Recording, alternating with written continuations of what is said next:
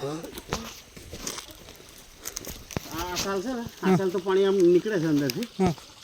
એક આ બિલકુલ પાણી ના હોય ને, ઘણા વર્ષો એવા કે વરસાદ બહુ ઓછો પડે ને, તો આ પાણી આ જે ધારા ચાલે છે એને કશું ના દેખાય. બરાબર. જે હોળીની 11 આવે ને, હોળીની 11 રાતે 12 વાગે આ ધારા ચાલુ થઈ જાય.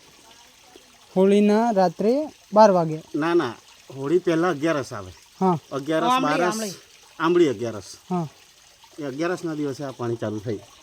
રાત્રે 12 વાગ્યાથી ચાલુ થાય, લોકો આવવાનું ચાલુ થાય 11 ના દિવસે. આ પાણી બધું ડુંગર પરથી જ આવતું હશે. અત્યાર સુધી કોઈ આનો કોઈ હજુ પત્તો જ નહીં. બસ આ દેખાય જ. ઉપરની સાઈડે કોઈ જ્યુસ ખરું? જઈએ ને, ચોમાસામાં તો ભરપૂર જ હોય પાણી. બરાબર. પણ હાલ પણ અનલિમિટેડ? કોઈ પણ ઋતુમાં? કોઈ પણ ઋતુમાં. કહું ને દુકાળ હોય ને તો પણ પાણી આવે. બરાબર. પણ એ 11 ના દિવસે દુકાળ. માન લો કે આ પાણી હાલ આટલું પડે છે, એકદમ સુકાઈ ગયું હોય, છેવટે 11 ના દિવસે રાત્રે આવે જેમ. આ તો વર્ષોથી અનુભવ. બરાબર. એટલું આ જગ્યાનું સત છે. બરાબર. અને હજુ તમને બીજું હોય બતાવું. નીચે શેરશાહ નાગની એવી આકૃતિ છે. નીચે છે. આ કુંડ કહેવાય આને. આ તો બધું ડેવલપ નહીં થયું ને, આ નેચરલ જ છે હજુ. બરાબર. કુદરતી રીતે જે છે એ જ છે. કોઈ આમાં કોઈ બનાવ્યું કે એ કશું જ નથી. આ ઉપર શિવ ભગવાનનું મંદિર. હા, એ શિવ ભગવાનનું મંદિર છે. મંદિર હવે જો ને તમે કેવી હાલત થઈ ગઈ. બરાબર. જૂનું પુરાણું છે. મતલબ એક્ટિવિટી નથી. ડેવલપ નહીં એમ. બરાબર. જો કે ડેવલપ કરવાવાળા ઘણા મળે છે. એક બોડેલીનો ભાઈ છે, એ તો કહે છે કે આખું મંદિર બનાવી દો, પણ એનો વહીવટ કરવાવાળો જોઈએ ને. એ વાત સાચી. માણસ સીધો જોઈએ ને પાછું.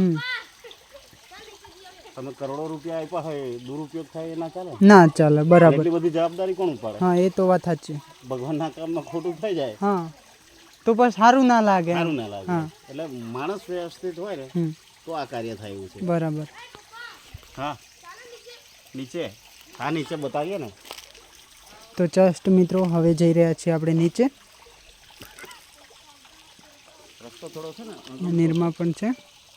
દોસ્તો અહીંયા પાણી આવે છે નગરામાંથી. આદિવાસી એરિયા. બધા આદિવાસી ભાઈઓ એમ. એક જ ચાલે આદિવાસી ચાલે.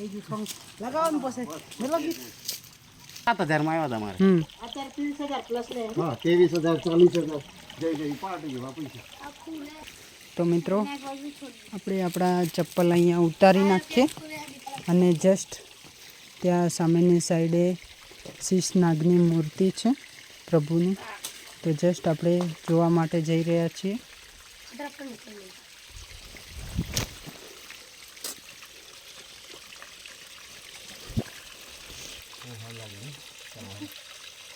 તો જોઈ શકો છો મિત્રો.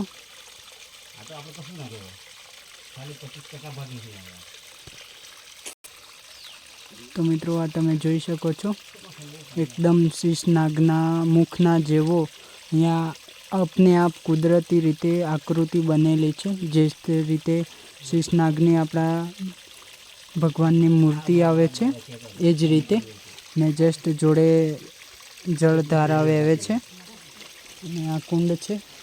કુદરતી રીતે પાણી ભરાય છે અહીંયાનો વ્યૂ તમે જોઈ શકો છો. પુરાતત્વ વિભાગવાળા અહીંયા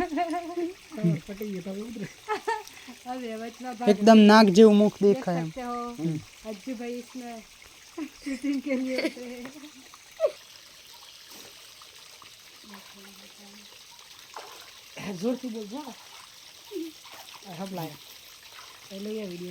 नहीं बोली है कि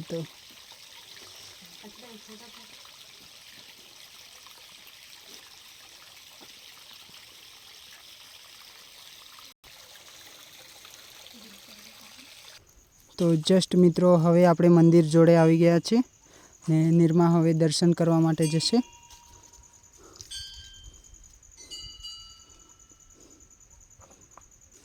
જા.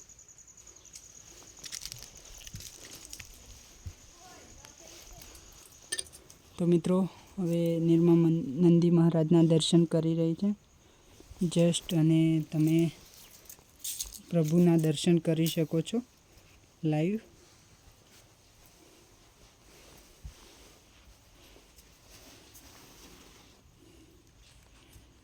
બાકી વિડીયો સારો લાગે લાઈક કરો, શેર કરો અને કોમેન્ટમાં હર હર મહાદેવ લખવાનું ના ભૂલતા.